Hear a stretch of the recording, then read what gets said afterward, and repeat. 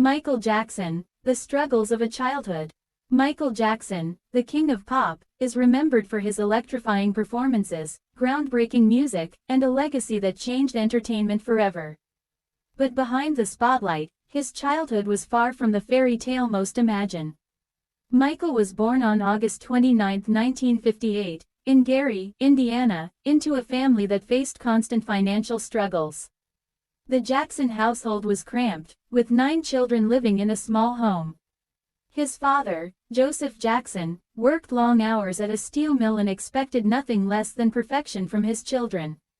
From a very young age, Michael's talent was undeniable. His voice had a purity that few children possessed, and his dancing carried an energy that seemed larger than life.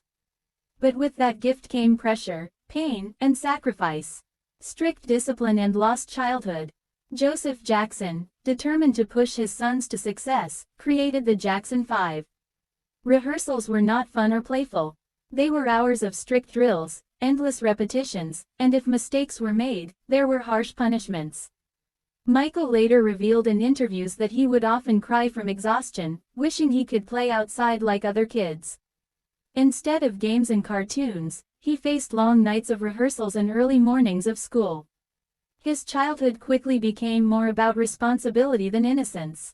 The emotional wounds. Michael often described his father as frightening.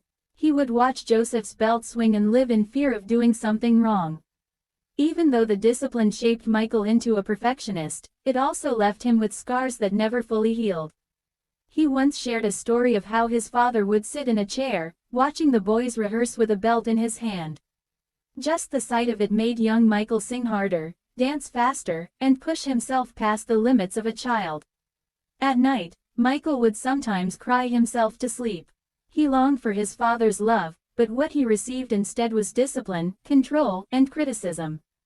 The weight of fame. By the age of 11, Michael was already a star.